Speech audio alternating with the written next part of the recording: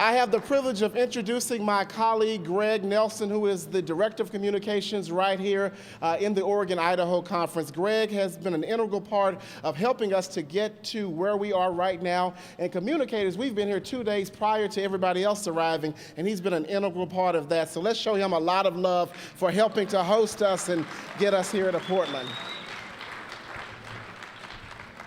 Thank you, Brother Larry. While our folks come up and get settled, I'll just share a couple of things.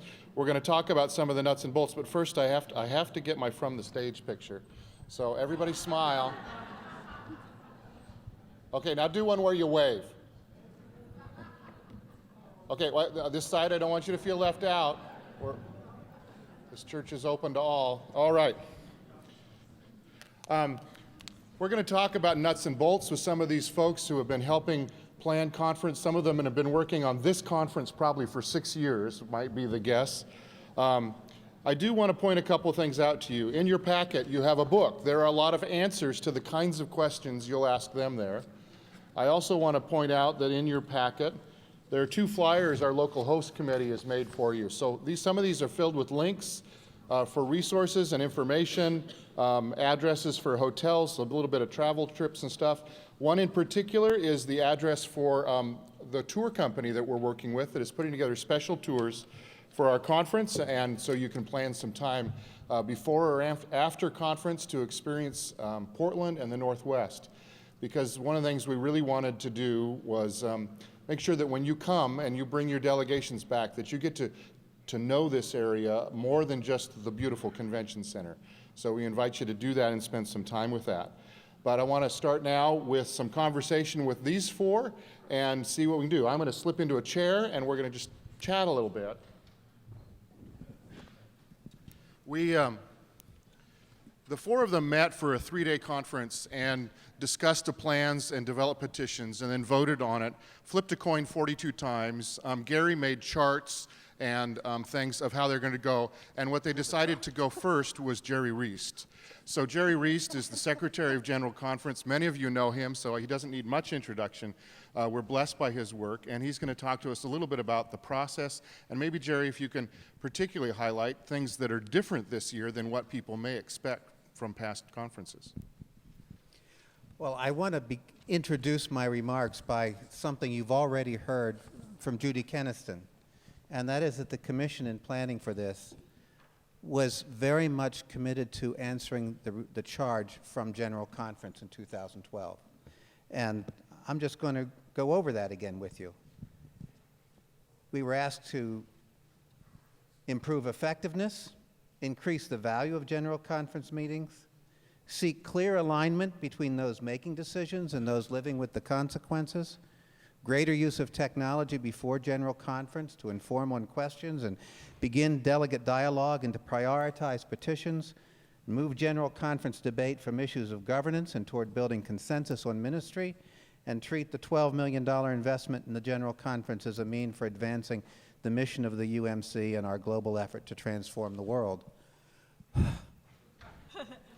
Now, how would you like to get that charge?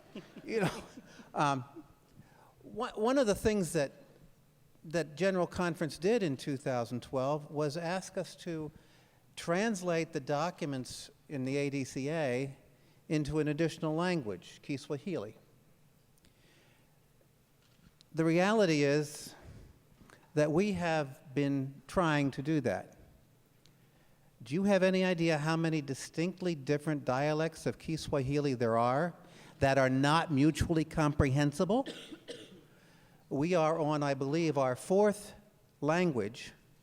So when people get the ADCA finally in Kiswahili, there will be a variety of dialects of Kiswahili, none of which will be mutually agreeable to everybody who's reading them. But we did research. We did our best to try it. We have a glossary. The glossary terms are going to be fine. They'll be across the board. But the problem is grammatical structure and other words that are not part of our particular United Methodist language. They're just so different from one dialect to the other. So what will happen, and I want you to be aware of this, is that the reports will come in one version of Kiswahili.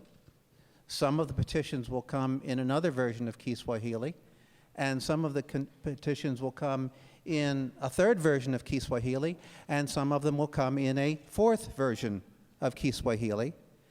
And the question that we did not resolve because of our legislative process is, which version of Kiswahili do we want to use? And I know that for most people, when you say a language, you think, well, we'll just interpret into that language. It's not that simple. And I'll tell you, if you want to talk to Don Reisner, who does interpretation for General Board of Global Ministries, he'll help explain some of the complexity of this. And I'm offering this right now in part as an apology because we haven't been able to do that thing well, but also to implore you, when you task us with something, do the research first to task us with something that we can actually do effectively. Because we're spending $250,000 roughly to do translations, some of which will not be useful to some of our delegates who use that language group, but use a different dialect in the language group. So much for the $12 million being a good investment. We did our best, and we will have it translated. It will, of course, now be the last of the translations to be completed because of the time frame involved in doing that. We are, though, incorporating some technological changes that will be very significant. We're doing a test project with Central Conference delegates in which they will be able to use tablets for carrying their DCAs, their ADCAs to General Conference and to receive the business that takes place at General Conference. Have you ever noticed how big a stack it is when you get all the ADCAs together? Do you understand that if you're coming from Africa and you've got one suitcase, that may be your weight limit? Is it even possible to get them to them in Africa in time? Some of the delegates get them in time. Addresses in Africa are often not like addresses in the United States. You have a street address. Well, you can get something delivered to the street address, but even in the United States, some delivery companies, if you give them a box address, they will not deliver, right? Well, in some cases, I remember one discussion I had last quadrennium trying to get a street address. And the delegate I was speaking with just started laughing, and he said, "It's the third hut after you come into town on the right-hand side. It's a dirt road. Nobody comes there with a car." When we don't have real addresses, we send things to the bishop's office. And it's up to the bishop's office to distribute them. And sadly, too many times when they're in the bishop's office, they don't get distributed in a timely fashion. And of course, we have no control over that. And I'm not picking on the bishop's office because we don't have easy transportation. In many of the Central Conference areas, even communication is extremely difficult. We've had a lot of communication problems with people in the Philippines this time. Why, you ask? Well, because there's been a record number of typhoons, and they tend to take out towers. And communication abilities become more limited.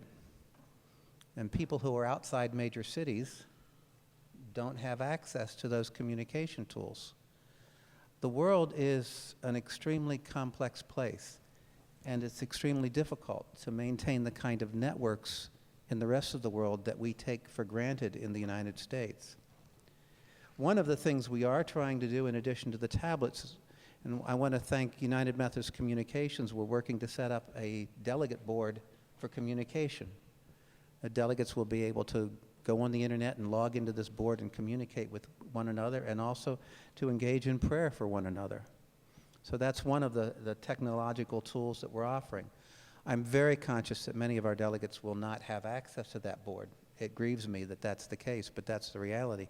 those who do have access will be able to take advantage of it.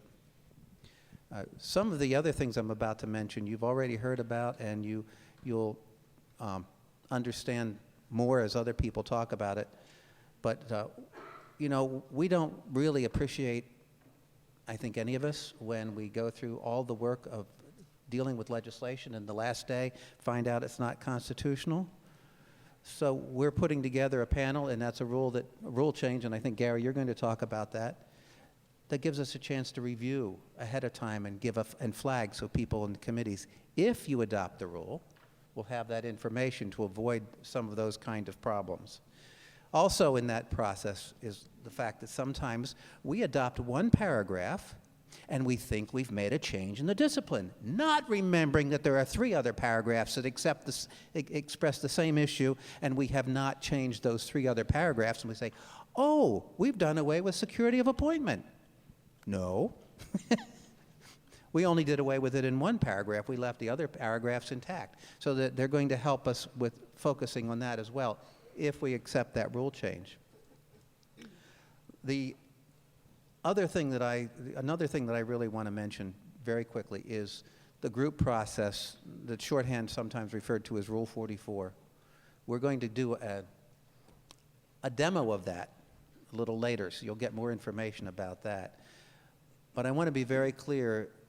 I want to repeat this over and over again. Rule 44 is intended to be a tool in the toolbox. It is not intended to create an answer. It's intended to be a tool in the toolbox. I have spoken with my predecessor in this position, and she assures me that since 1988, we've been talking about having some alternative to Robert's Rules of Order. I suspect we've been talking about it longer than that. I know it's been a topic for the entire time I've been Secretary of the General Conference. And this rule change, this proposed rule change, not only helps us have an alternative to Robert's Rules of Order, but you remember that charge that we are to develop consensus? It's a process along the consensus model lines. And the last thing I'm going to tell you about is what we're doing in preparing Central Conference delegates to participate, and that is that we are going to be having sessions, our pre-General Conference sessions, in the Philippines, in Zimbabwe, in Congo, in Cote d'Ivoire, and in Russia. And in what I believe is a historic event, this pre-General Conference briefing has a delegate representative from each of the Central Conferences present who will help in doing that orientation in the Central Conference regions as we seek to make this church fully inclusive and a full opportunity for all people around the world to participate in our deliberations. Thank you, Jerry. I just want to point out, you serve a church too, right? Not since January 1st of 2013. Okay. Thank you, God. Okay, but a blessing to us for your service. Gary Graves is our petition secretary, and he also serves a church. I do. So he has that challenge on top of that, as well as to deal with a few petitions that come to him. I sent him an email, and his auto reply says it's too late to send in petitions.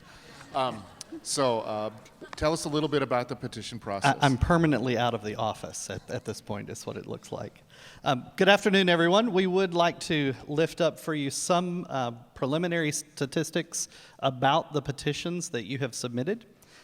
First of all, if you have not yet figured out or heard in some of the other presenters, the English version of the advanced edition of the Daily Christian Advocate is available online currently. You can go online and download that. It will send you to an Amazon site and automatically download. There will be another EPUB file that will be coming later, but right now you can access it if you go to www.umc.org, select the General Conference 2016 tab, and then you will see the option there to download the English edition.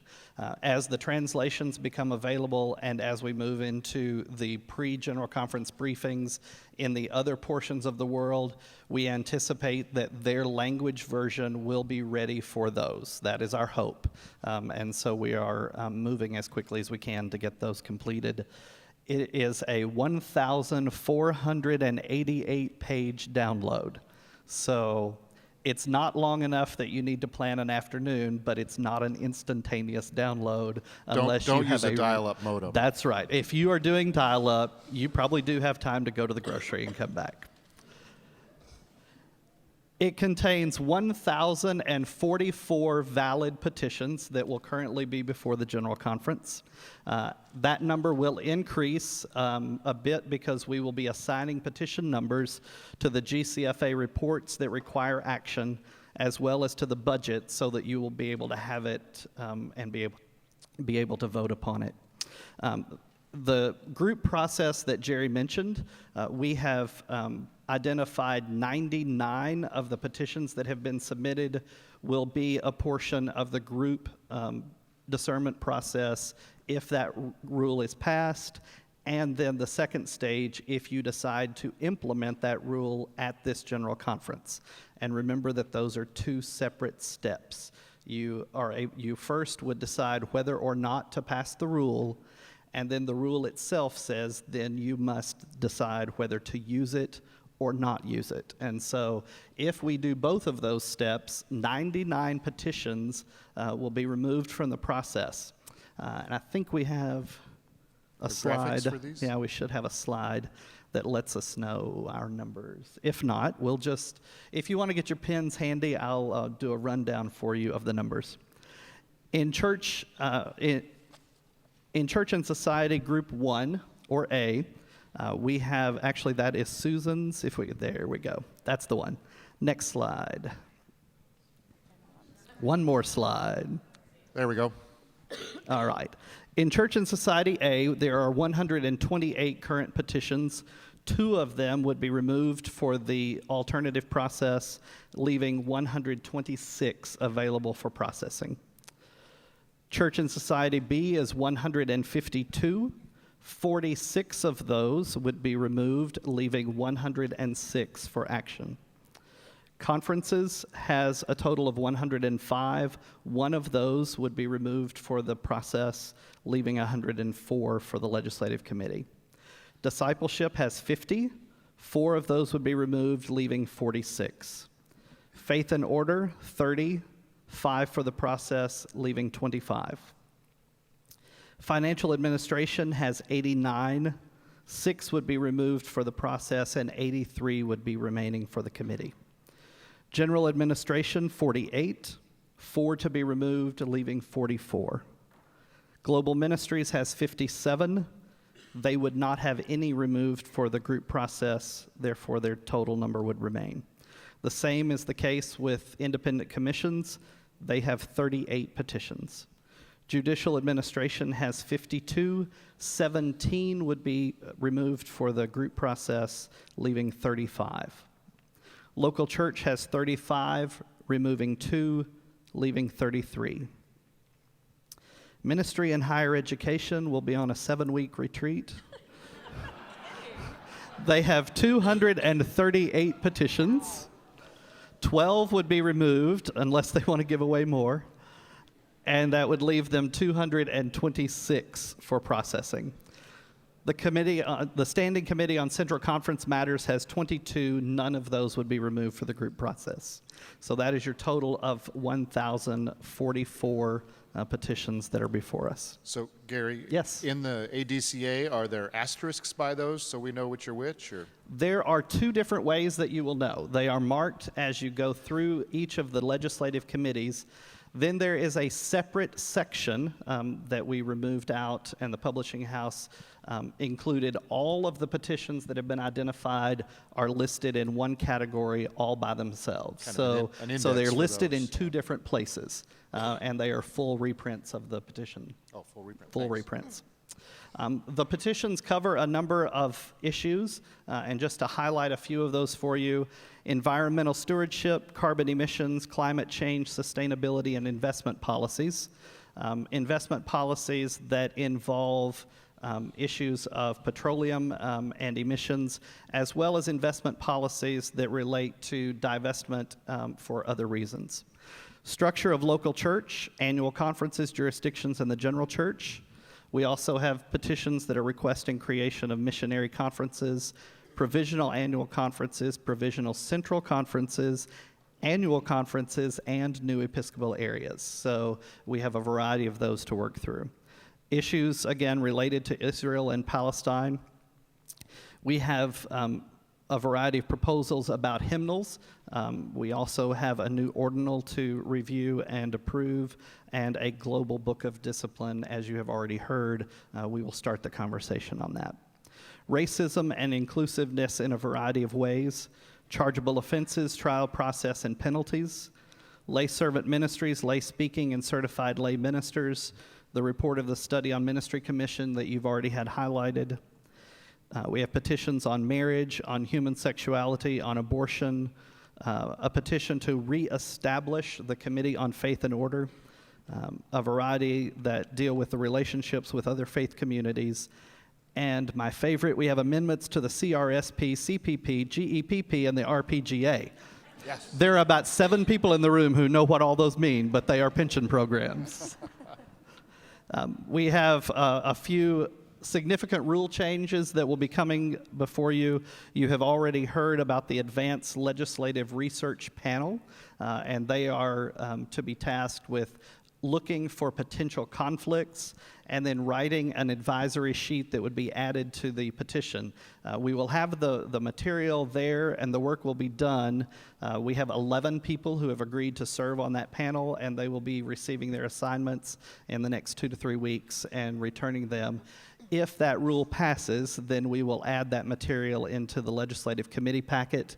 If it does not pass, we would just keep that in the office, and it would not enter into the process at all.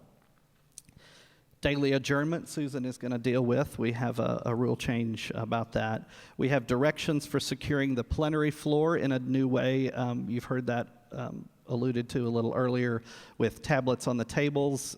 We'll have the cards as a backup, but there will be some instructions that you will receive at that time. We have worked on the areas of behavior of delegates that it was already there, but in the discussion that the Rules Committee had, they realized that we had not addressed anyone who was a guest or an observer. And so we felt that if you're going to say, this is what we expect as we gather for our meeting, then we need to spell out those expectations. And so they have reworked the rule there. And one of the significant pieces of it has to do with respect in the use of social media, as we are instantly making comments that are available to the world, remembering that our comments are a reflection of our faith. And so being aware of how quickly that can impact the mood in the room and the impression around the world. And so just a reminder of the importance of respect in the use of social media. We also will be looking at a change in the process to enforce a rule that we already had regarding the distribution of materials within the convention center. And so those groups that would like to distribute materials have always needed to check in with the business manager's office, but now we had a request that people understand who had submitted their materials and who had not, and so there will be some identification distributed to those who have properly registered, so that you can be assured that they have gone through the process that they are required to go through. And I believe that is Great. a good list of rules and petitions. That's a list of rules. That's a list. Actually, that's a summary of a few changes of That's our many correct. rules. And there are a few others. These are the most significant ones. Great. So we thank you for your service, and thank your church for loaning us out, and probably your family too, I would guess. But thank you. So another person next in our conversation here is Sara Hotchkiss, who is been part of General Conference for a long time, but is in a new role as our business manager. She thinks about this morning and night, I think, and has been traveling the globe and working with us. She's been here to visit in Portland several times, and we met with her. So she's going to tell us about some of the nuts and bolts from the business management side. And what do you got for us? Great, thank you, Greg. And I do want to, Greg is also part of the local host committee, so I think today we should thank our local host committee for registration and other things they've been doing, so.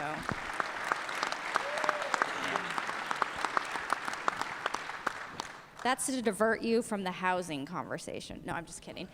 So You had to say that. I had to do it. So I do want to make sure, as I'm sure that all of you had a seamless housing process, which I know is not true. So I do want to give my deepest apologies for the frustration levels that you've been going through. And if any of you are still lacking, whether it's lacking in a room for the entire time or for certain nights, please let us know. If we don't know, we can't fix it. So please do let us know and continue to keep conversations with us so we can continue that process. And I know we're eager to book flights. Flights will open next week. You'll receive an email about that for delegates here in the United States to begin that process. We were waiting on some nominations for the Council of Bishops so people were aware of when they serve on administrative committees so that we could bring you in at the right time. So, on Friday, I believe, of this event, there'll be a tour of the convention center.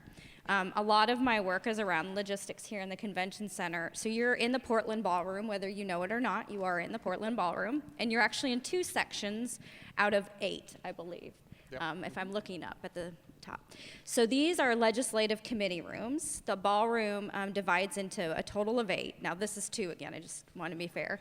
And so these will be 8 of the legislative committee rooms, and then directly below us will be 4 more of the committee rooms. So I wanted to kind of give you an idea of where you are when it comes to general conference. Also, something new with technology is that we will have the voting machines in the legislative committee rooms. So that's one of our new technology pieces. So, yes. Yay? Yay? And then another change in the setup, so you're in what we call schoolroom style. We actually will be moving to the same round tables as in the plenary space, and there'll be 5 people at a table. So that will be a change in the space of the legislative committee rooms. The plenary space, again, will be in the rounds with 5 at a table. I just want you to know that with even numbers of delegations, it was quite a piece of work to put together the seating chart with an odd number at tables. So you will all be making new friends, I promise. Judy talked a little bit earlier about the speaker queuing system. I know from the last general conference, there was a great distance from the front of the room to the back of the room. And so either they were standing on chairs. I do know that some cards were put together to signal. So we now have an electronic system for queuing the presiding officer to let people, delegates, to request to be able to speak on the floor of the general conference. It will help us in many ways.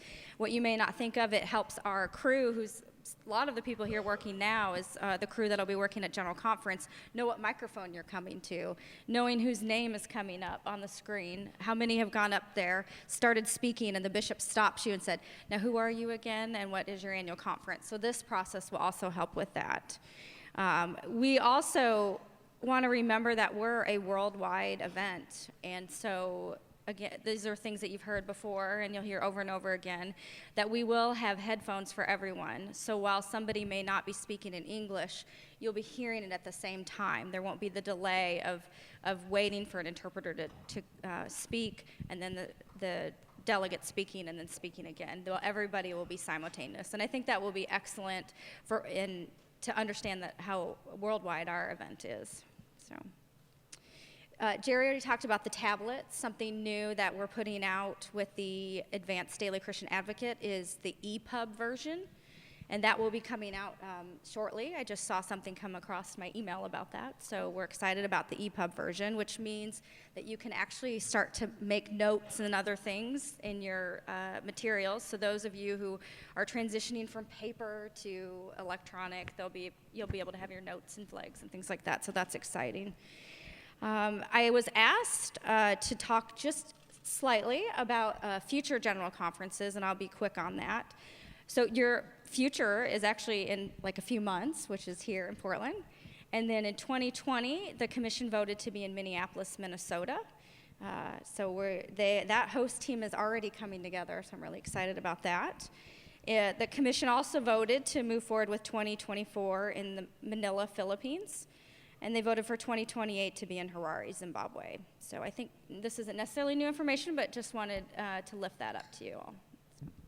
Great, thank you, Sarah. And it's been a joy working with you. So, getting us through these days and on time and everything finished is not really your job. But building a schedule that works is Susan Brumbaugh's role, and so she's going to talk to us a little bit about the agenda for General Conference. So I'm Susan Brumbaugh, and I'm the coordinator of the calendar. And I did that in 2012 and 2008, so it's not my first rodeo, but it's different every time, and you just never know what to expect. We do hold rodeos in this building occasionally. Oh, that's good. Okay. Maybe I need to do a little training. So how does this work? Okay. So the schedule that you come to General Conference with is decided before you get there by the Commission on the General Conference. There's a committee called the Program Committee, and they worked out every minute of that schedule and presented it and shared it to the Commission, who approved it. And that is what is printed in advance. Of course, things change as we go along, but that's the plan. And you can see it, if you haven't looked at it already, in the ADCA on pages 5 through 10. So it's right at the beginning in that first volume. That's the handbook for delegates. And I find it helpful to just take those pages and have them as a separate little handout and carry it around with me. I'm sure there's going to be some handy app for you to look at your schedule, but you know, if you're a paper kind of person, that's a good thing to do. That's in our booklet here too, right? So we've got it now. Right, so you have it, you can look at it. It's a blow by blow of what happens each step of the process. I want to talk a little bit about things that are different from 2012, not everything, but a few highlights. One is that, you know, we did a survey of delegates for 2012, and there were a lot of concerns about the session that we had Sunday night that was a grouping of all of the celebrations. It went really long, and it didn't work out as we had planned. And so one of the things the commission did was to go back to spreading those throughout the plenary sessions. So that's one change that I think people will be happy to see. Another is that for 2012, for the first time, we had put worship at the end of the evening as a way to gather and send ourselves into the evening, and we heard a lot of feedback to go back to having that in the morning. So every morning we'll begin with a plenary worship service, and Laura is right there nodding her head. She's planning all of those for us, and there's a service in the middle of the day for communion, and each day ends with a brief devotion, either in the legislative committee room or in the plenary. So we have opportunities for worship throughout, but the main worship service of each day will be the first thing we do. And the biggest change, and one that I think a lot of people are happy about, but maybe some are wondering why we did this, is that we're moving the daily adjournment time. We're proposing this in the rules from 9:30 p.m. to 6:30 p.m. And when you first see that, you may think, how is that possible? How will we ever get our work done? But what you have to realize is that in 2012 and past general conferences, we have an evening dinner break that's 2.5 hours long. Because when you have this many hundreds of people all eating at the same time, you have to allow sufficient time for them to get where they're going and eat and get back. So in 2012, we had that 2.5 hour dinner break. We came back for 1 hour of business and 1 hour of worship. And that 1 hour of business it's difficult to do anything in that short amount of time. And what was the attendance like in that 1 hour? Yeah, there's that. So what we did was, rather than breaking at 5 o'clock and going to dinner or whatever time, I think, 5 o'clock to 7:30 was when we broke. Now we're going to 6:30, and then you go to dinner. You still do get a dinner break, but you don't have to come back afterwards. And that gives the opportunity, as others have pointed out, for delegation meetings, for sleep, those kinds of things. And you might not believe it, but the amount of time that we had available in 2012 and 2016 works out to be about the same mathematically. And just to prove it, I have a chart. There you go. She's taken I over told from you she was the chart person. That's right. I am a spreadsheet person, and when we were working with the commission, so I'm not a commission member, I'm just supporting through my volunteer role as coordinator of the calendar, but I created this spreadsheet that mathematically calculates every minute of general conference, and when we agreed to schedule a particular piece, it would subtract the amount of time that was left available to us. So this is a comparison. It shows you that the worship time is almost the same, slightly shorter. The total legislative time is more. It's 1.8 hours more than it was in 2012. There are some events that are pre-scheduled. If the alternative discernment process passes, there are some blocks of time that are legislative time but are scheduled in advance. But the amount of time that legislative committees have to do their work is 0.2 hours less in 2016 than 2012. That's 12 minutes.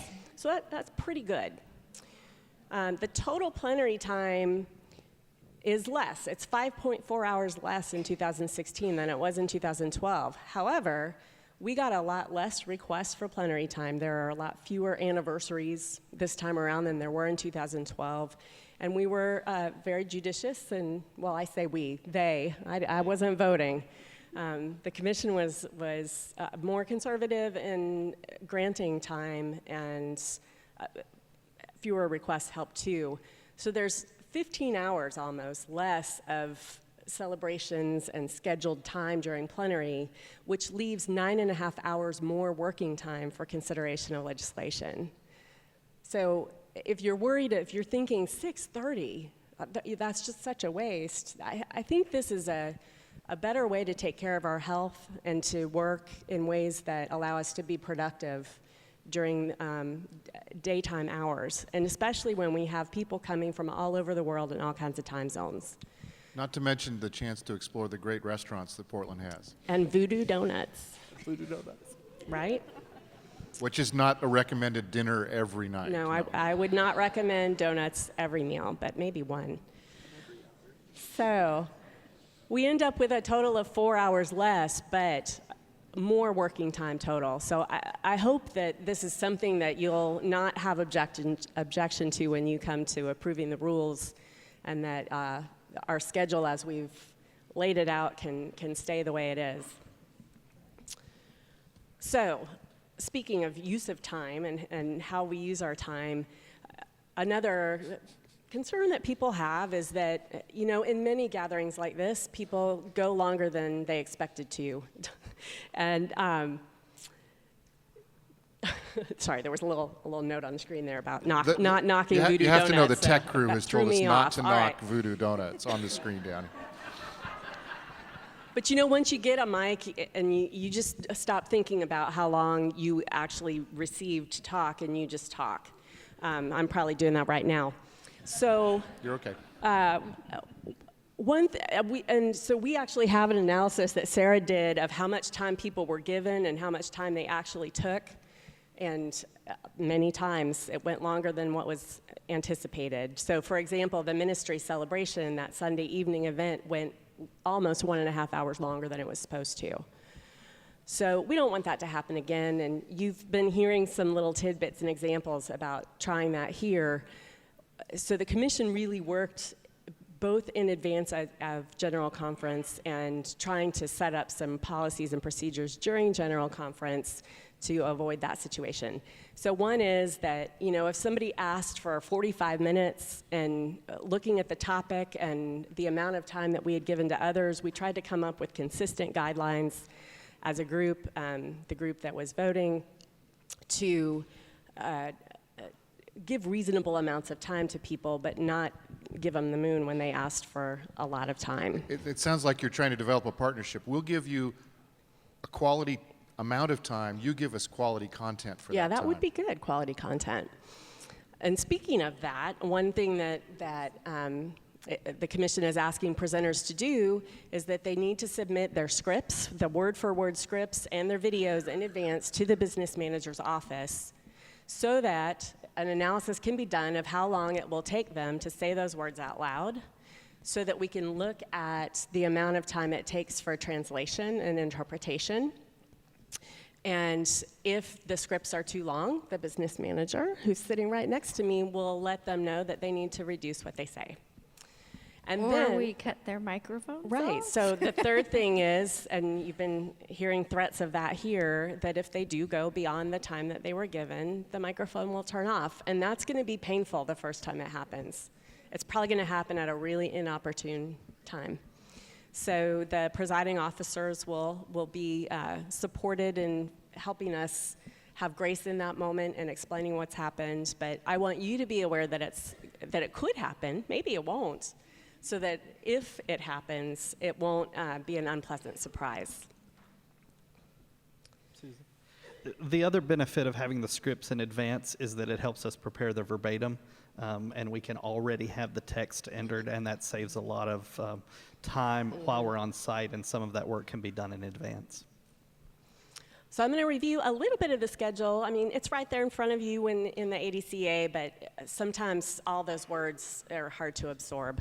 So we're going to start that Tuesday, the first day of General Conference at 2 o'clock with opening worship, which might be my very favorite part of General Conference. And then we move straight from that into some time to talk about authentic engagement and intercultural competency, and then we'll have some time for set-aside Christian conferencing. We've heard that Christian conferencing happens throughout, but this is going to be a set-aside time, and then we'll have that opening business session. Wednesday, we'll begin with morning worship. We'll have a morning plenary session. You can see what's in it. Then we'll start moving into the legislative committee process. There will be time for the legislative committees to get to know each other before they go voting on officers, and then they will vote on officers, and then those officers will be trained and everybody else will get to go have donuts.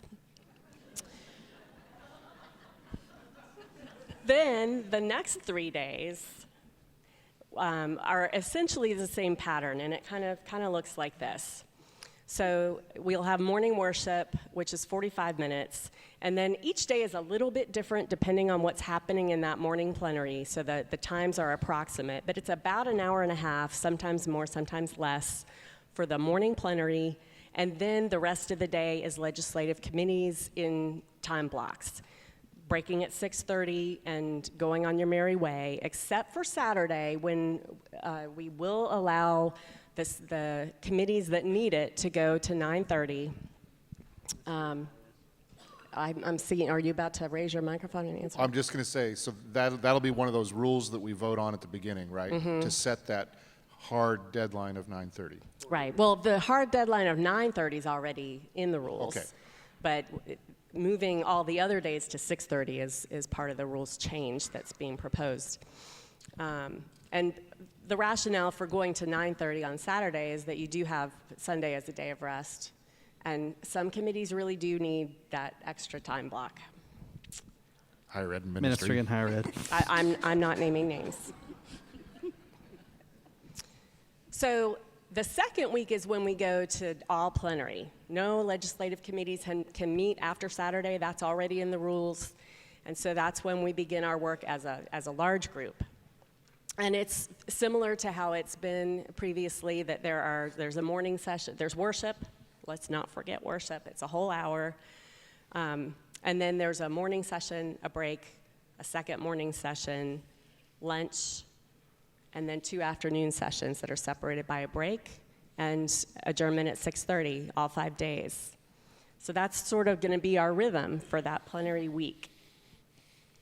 Some highlights from that plenary week. Obviously, it's all considering everything that's coming out of the legislative committees.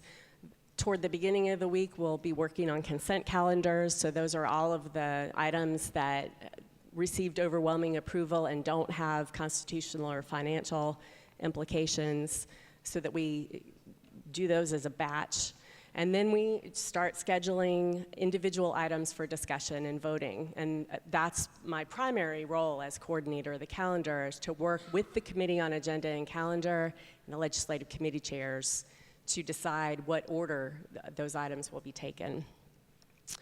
And then sprinkled throughout will be all kinds of celebrations and information that will be shared with you, those scheduled times that I talked about.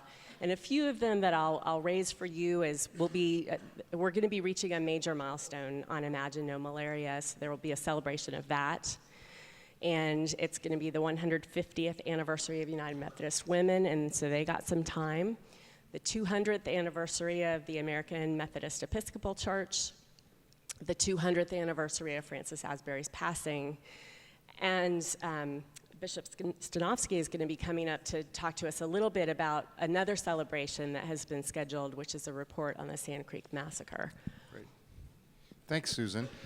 We've mentioned worship a couple of times, so let's take a minute and introduce you to our worship leader, who we're really excited is from the Oregon-Idaho Conference, Laura Bartlett. If you'll, Reverend Laura Jaquith Bartlett, if she'll stand up, is. We visited some about the processes, and those of you who write sermons on Saturday night, you can't do this job. They had to have this done like 6 months ago to turn in for translation and stuff, but she's got a great team pulled together, and we're excited about that.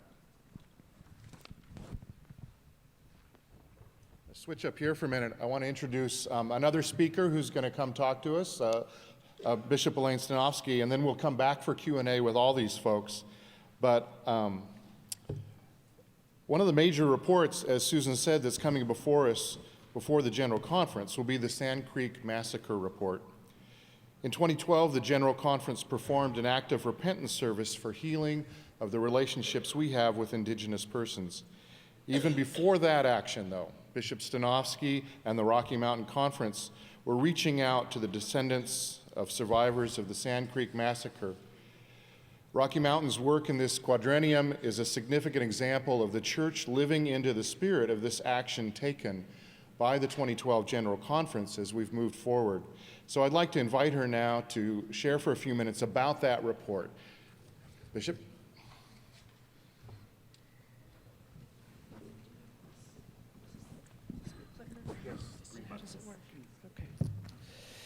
Well, thank you. We have about 1/6 of the pre-scheduled plenary time, I think, allotted for this.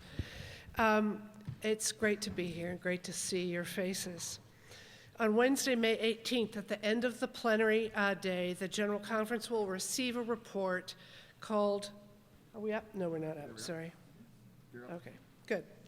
Titled, Remembering the Sand Creek Massacre. It's written by Gary L. Roberts, who's a fine United Methodist from Tifton United Methodist Church in South Georgia Conference, and a lifelong historian of the American West and Sand Creek in particular.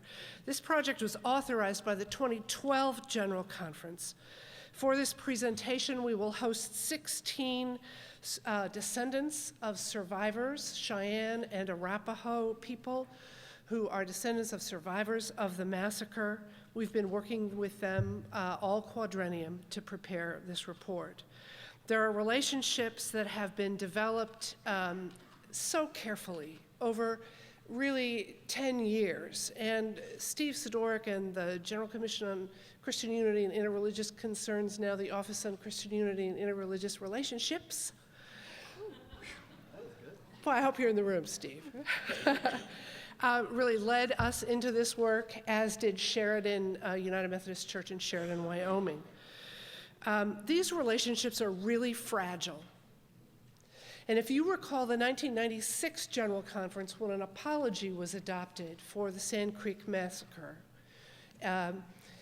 there were tribal representatives in full regalia who sat in the plenary hall and, because of time constraints, were never introduced. Most of us were never aware of that, but it's another scar on our relationship with these people. And so I just want to take a minute and make sure that you're ready, and you can get your delegations ready to welcome these guests in new relationships of healing between the tribal representatives and the church. You're going to want to read this report. It is Volume 2, Section 3 in your ADCA. It's almost 200 pages long. Has there ever been a longer report to General Conference, Jerry? I'm guessing not. It was authorized, as I said, by, nope, sorry, I'm on the wrong thing here. It's a disturbing report. There's almost no good news in this report. But it is an opportunity for us to learn our history. And Otto Braided Hair, a Northern Cheyenne descendant who co-chairs the advisory group with me that has developed this report, said to me a long time ago, 7 years ago, he looked at me and said, "Your people," meaning Methodist people, "need to know their history." This is history that is living in the memory of tribal people, and it's not living in the church's memory. And so, very quickly, on the dawn of November 29th, 1864, 200, mostly women and children, were slaughtered by American cavalry, who these Indians were peacefully encamped where the government had told them to go for protection. The leader of those troops was an ordained Methodist Episcopal clergy person who had been sent to Colorado to start new churches. The governor at the time was a man named John Evans. Evanston, Illinois is named after him. Northwestern University and the University of Denver were both founded by him. He became territorial governor primarily through influence of Bishop Matthew Simpson, Methodist Episcopal bishop. Those two people are the most responsible people for this massacre, and they were shaped and raised and empowered by the church. After the massacre, the soldiers mutilated bodies, took body parts, scalps, but ears, genitals, fingers, toes, rode 150 miles back to Denver and displayed them in the theaters of Denver for the public to see. I want to just quickly run through the history. Who can tell me what year the gold rush in California was?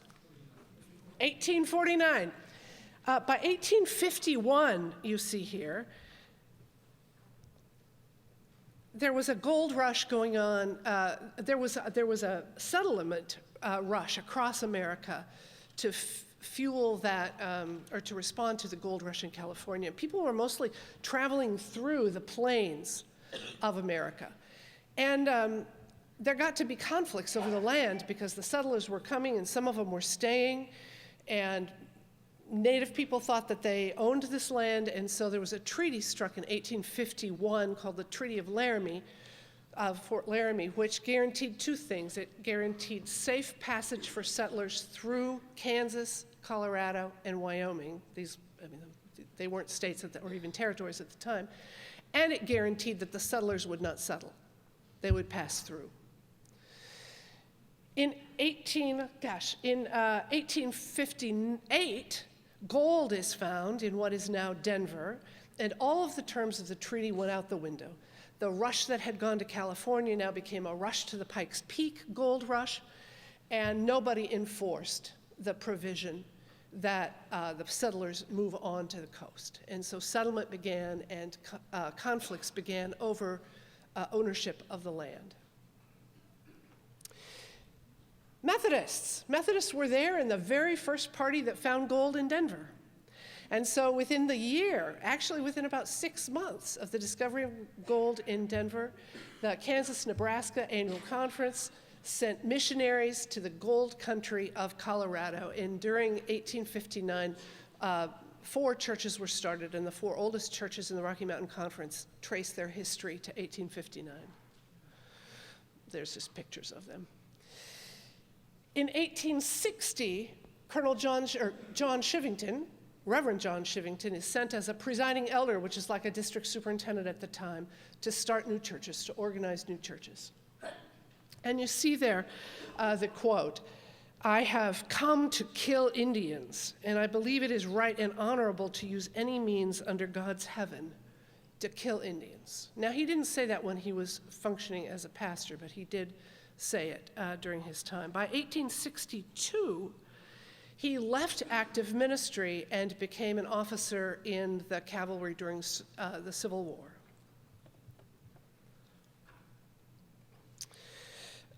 Same time period, John Evans is assigned as the territorial governor, and you see the quote there, "Go in pursuit of all hostile Indians on the plains to kill and destroy as enemies of the country wherever they may be found."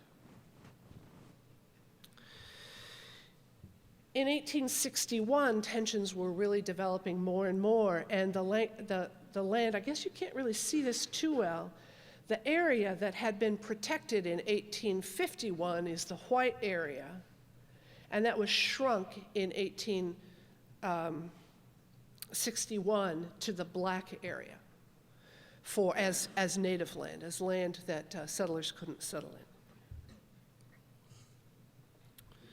And then in 1864, we have a massacre.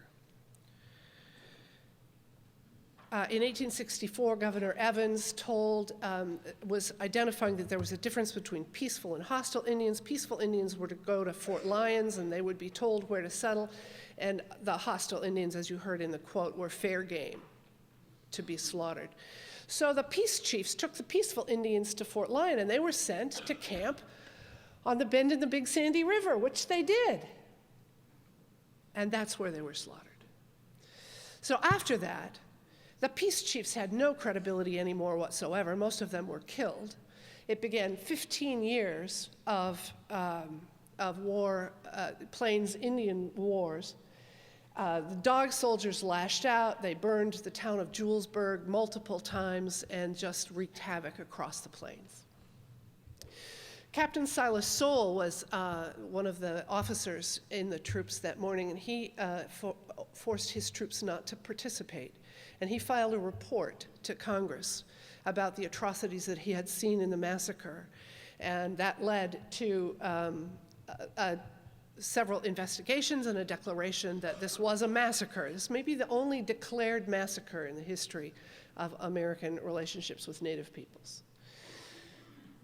Chivington was denounced. He lost his commission. Soule was murdered in Denver by Chivington's supporters in the spring, and Governor Evans was forced to resign. There is no record that the Methodist Episcopal Church ever denounced the massacre, took action, or considered Chivington and Evans anything but heroes.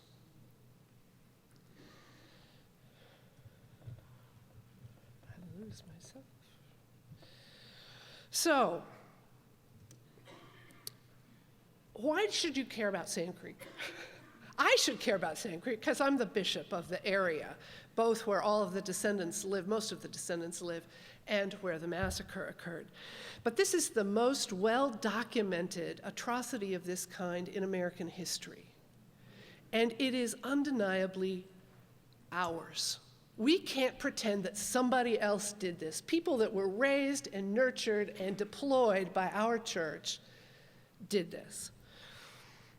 And while it's an extreme example of how colonialism worked and how the church was part of colonial expansion around the world, it is not unlike the way the church behaved in many countries around the world over a long period of time. And so we have a chance to turn around 150 years of bad relationship. Most Cheyenne and Arapaho people, if they know anything about the Methodist Church, this is what they know. And they cannot imagine how religious people, how people of spirit, could behave this way. And so this collaboration between, let's see, I guess I'm on the wrong slide.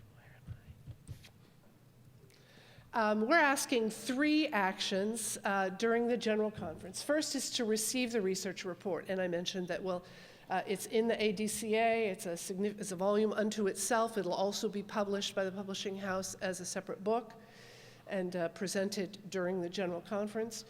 We're asking action on a petition that is in your petitions volume of the ADCA. And you can look at that as you're preparing for General Conference. And finally, we're asking you to help us welcome descendants of this atrocity. We expect 16 to come, Northern Cheyenne, Northern Arapaho, and the Cheyenne and Arapaho tribes of Oklahoma. And they don't know much about us. And they expect something different of us than we are used to giving. They won't expect to have their picture taken without your asking permission of them. They won't expect you to apologize, because apology has a formal ritual expression among their traditions, and it's seen as a disrespectful thing to think that just in a conversation you can apologize for something so tragic that took so many lives. They won't expect you to use the word reconcile for the work that we're doing. The chosen word is healing. The explanation to me of that is that reconciliation is understood to balance the tables, right? To balance the accounts. And there's no way to atone for the deaths of those 200 people under those circumstances. But they're all about healing, and they're about relationships that are healing, and they will be glad to receive your gratitude for their being present, your questions about life on the reservation or off the reservation, and I just encourage you to engage them in those ways. After the plenary, at the dinner break, the Council of Bishops will host a dinner of honoring, listening, what is it? There's three. Honoring, listening, and I've lost the third one. What? Welcome, honoring and listening with the descendants. And it'll be a great time for us. We have a chance to rewrite a story from Methodist people being people who dealt death to Methodist people who welcome on a healing journey. Thank you. Why don't you join us in case somebody has a question? We have a little bit of time left for questions. I want to just remind us one more time that if you'll please make your question a true question, keep it short, and let us know who, your name, and what conference or whatever you're representing. If a few people want to move to mics right now, we'll just go down the line. I see enough hands will bounce back and forth. So starting on this side. Cynthia Astle, communicator, United Methodist Insight, Dallas, Texas. This question probably is for Sara, but it may impinge on some other things as well. When you say that headphones with simultaneous translation will be available for everyone, does that include communicators? It's everyone that's in the plenary.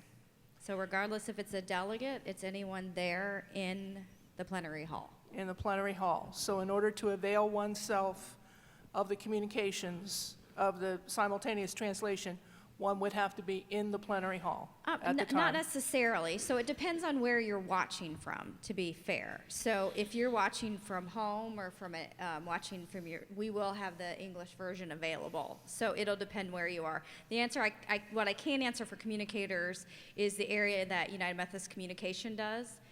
Because some communicators may be in that area as well. So I can't answer that question, so I apologize. Thank you very much. And this side. Kim Ingram, a clergy delegate from Western North Carolina. Two questions. I do have concerns about the ministry and higher ed and superintendency legislation getting finished, and wonder if there will be any conversation. I know this year those two groups got put together to eliminate one legislative committee, and wonder if there will be conversation for the 2020 about separating them back out because it's such an uneven amount of legislation. And then my other question is if you could remind us how the subcommittees get determined. Is that in advance before we arrive or after we arrive by the committee? Thank you. grouping of the legislations, and especially the amount that came in this time, was a bit larger than normal. When we had chosen to combine the two, superintendency and ministry and higher ed, the projected numbers that we had warranted that. The amount that came in was a bit surprising for me as it came.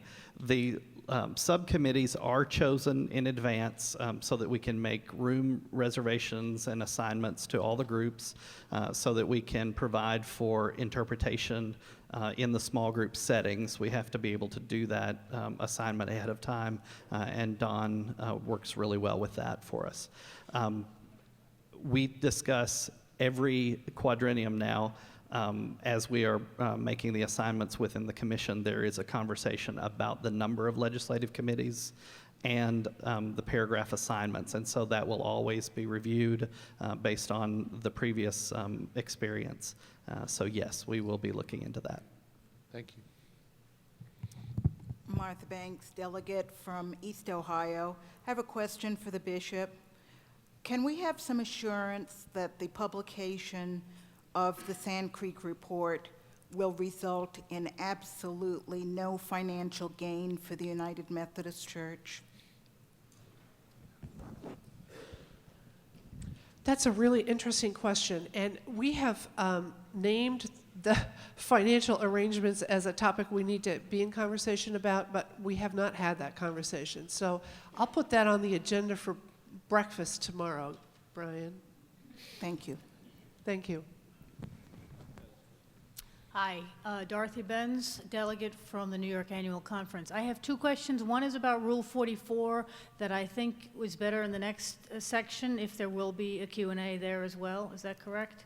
Okay, we'll hold good. that one then. All right. Beautiful. The other question has to do with the tablets, and it's actually sort of like 19 different questions, like how does it work? Will we have demonstrations and practice sessions on how that works?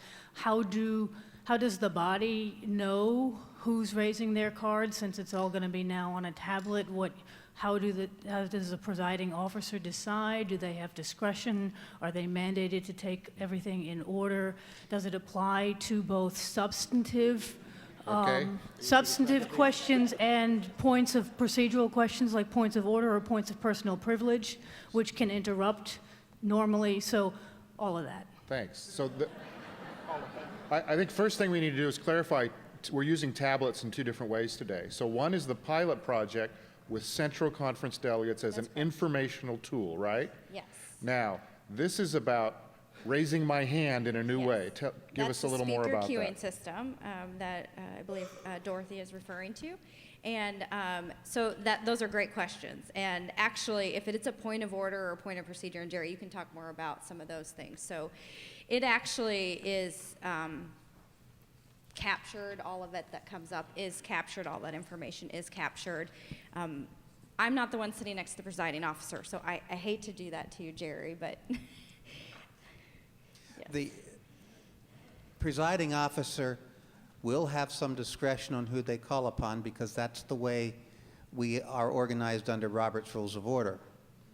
But the body, the current plans are that the body will be aware of the names that are being displayed, and there'll be a number on a screen that will let us know. There are 5, we can see 5. We're not going to see, if there's 100 people who are in the queue, you're not going to see the 100 people. You'll see maybe the next 5, I think, is the way it's going to work out. But for a variety of reasons, things will rise above, as you say, a point of order, a point of information. Things will take precedence at different points in the queuing process. This is primarily intended to make sure that somebody doesn't disappear into the background. What has happened on a number of occasions is people holding up cards in the back simply are not visible to the presiding officer, because the cards, the color of the card blends in with the background, or they're so far away. But this is to make sure that also everybody's name can be seen by the bishop, and not to have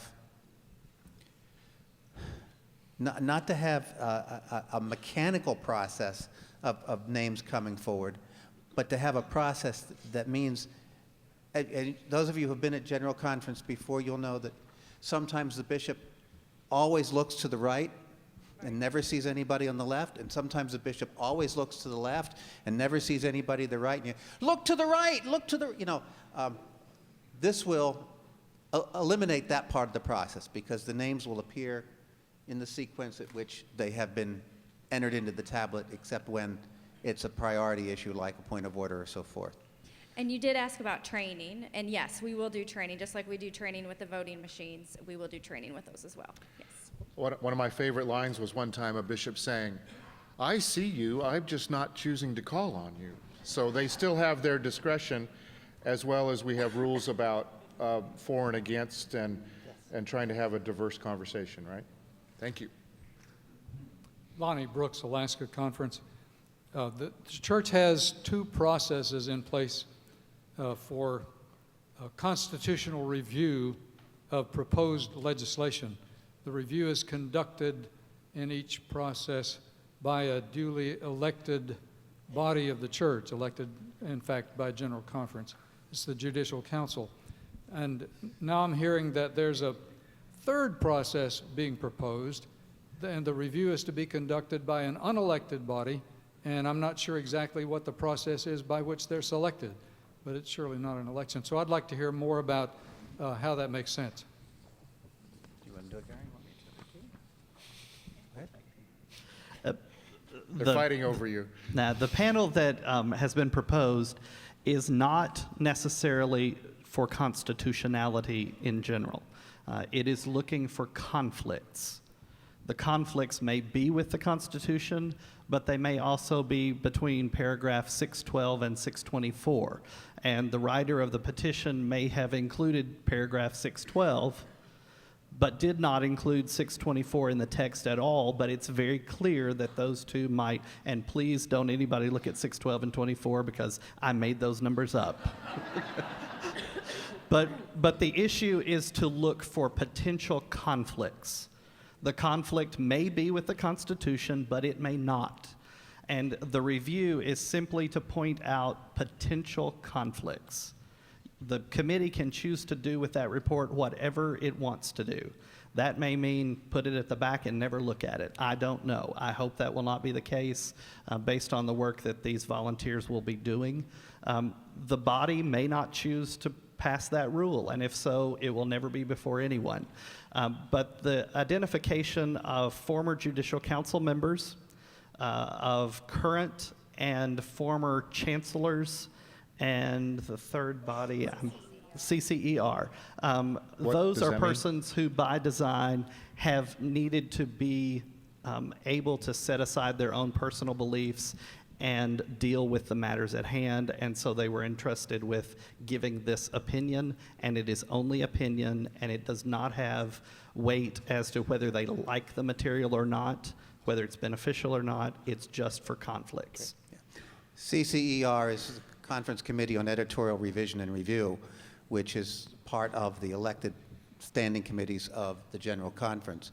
So these are all alumni of either Judicial Council or CCER, or they may be active or alumni of the conference chancellors. They are volunteers. They have no authority to determine the constitutionality of anything. It is not a review of constitutionality. It is a flag for members of the committee to be able to take into consideration things that they might not otherwise have noticed. So a totally advisory process, but it'll be public. Everybody will be able to see it, or just the committee? If the rule is adopted, the information will be shared with the committee, and it can be public.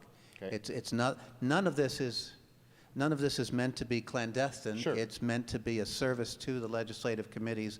And one of the realities we know is that in legislative committee sessions, not just ministry and higher ed with the number they have, but all of them, it's often very difficult to find the time to research fully the connections between various paragraphs, or even, no offense, folks, but there's a lot of people who haven't read the Constitution from cover to cover. So I'm going to cut you off because we got time to squeeze in two quick questions. So the two of you at the mic are going to get to do them, and we're going to start over here. Yedangoran from Côte d'Ivoire Episcopal Area, West Africa Central Conference. My question is to Jerry. I think last General Conference we had some reporting every evening regarding daily attendance. And I don't know how you're going to proceed this time since we are going electronic. Attendance at General Conference? Is that what you're asking me? Yes, daily attendance records. Each conference delegation has a chair who is required to submit a report to the Secretary's office on the attendance of the members of their delegation. So we will have that record of attendance submitted to the office. That's how we take attendance each day. And that's also the chair of the delegation is also the one who says, today one of our principal delegates is sick, and we're having one of the reserves seated in their place. And that is also to be reported to my office. By paper, I suppose, the same way? By paper? By paper. Yeah. It will be a paper report. We will have a physical trail about attendance. Okay. Yes, I can remember heads of delegations racing to turn in their sheets before they could go back to their hotel. Yes. Our last question over here. I'm Ann Burkholder. I work at Candler School of Theology, and I'm a member of the Florida Conference, but I'm not a delegate. I am bringing students to attend during the session, so I have one quick question about that and then one request. Back to Cynthia's concern about communicators being able to hear the simultaneous translations. Well, those of us who are guests and sitting in the cheap seat, so to speak, have access to the earphones as well? Yes. Perfect, that's wonderful. My second is a request. As we are trying to prepare people to attend, both as delegates and guests, the issue of the Sand Creek Massacre is something that I think would be enhanced by having the video of Bishop Stanovsky's presentation online and available to us in its full form, and not just the PowerPoints. I hear you. It's a moving presentation, and it certainly helps Tim. set the stage for the report in the ADCA.